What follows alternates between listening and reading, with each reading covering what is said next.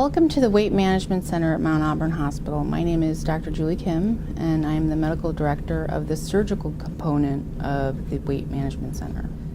What's unique about the Weight Management Center at Mount Auburn Hospital is that we're a comprehensive program, and we offer both a surgical and a medical track. I'm here today to talk mostly about the surgical component, but we want to make sure that patients understand that we're fighting the disease of obesity. For patients that decide to pursue the surgical track, we have 3 different operations that we perform laparoscopically. These include the laparoscopic Roux-en-Y gastric bypass, the laparoscopic adjustable gastric band, and the laparoscopic vertical sleeve gastrectomy.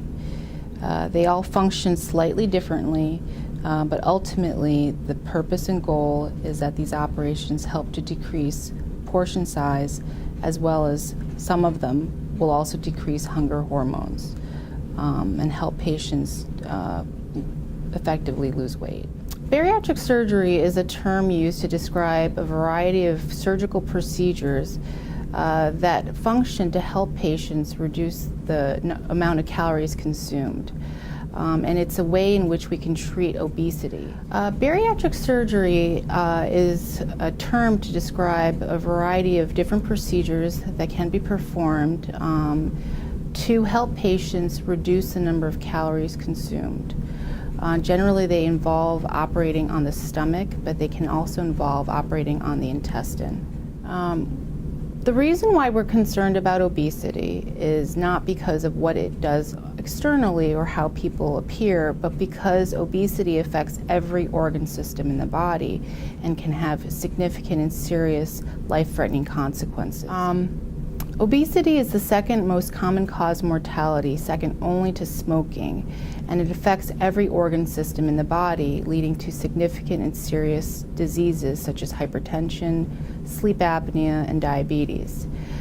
Bariatric surgery is used to help patients reduce their calories and, as a result, treat the consequences of obesity. Patients are generally considered a potential candidate for bariatric surgery when they have excess weight that exceeds greater than 75 or more pounds. Generally, this is the degree of excess weight that's associated with life-threatening consequences secondary to the obesity. So we use a descriptive term known as the BMI.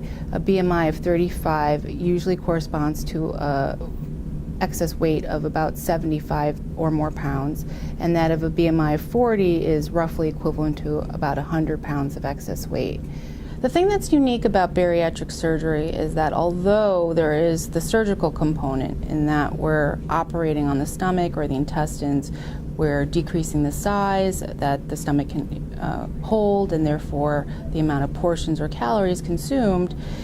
This involves also behavioral and dietary changes. So aftercare is very important, and follow-up is very important. So I think that's what's really special about having a world-class program in a community setting, because it's going to allow patients to be in close proximity. We have a good relationship with their primary care physicians. We're going to be able to recruit patients back for aftercare and follow-up versus if we're in a place where they have to travel very far. And this allows for easier communication between the providers. Well, it's a big decision to have surgery, and so patients don't have to make that decision up front. I think what's nice is that we have a full spectrum program where we offer both a medical and a surgical arm, and patients are allowed to make that decision. Our goal is really to help fight obesity ultimately, and if they then decide to have surgery, we're able to provide that for them. But initially, patients can come in, and if they've never tried to do any form of supervised weight loss program before, they should at least make that effort. Unfortunately, many patients have had that struggle. They've had a history of lifelong obesity, they've been on many diets, they've actually lost significant weight and then regained it, and that's part of the yo-yo dieting phenomenon. And so most patients who are interested in surgery at least have already made that effort.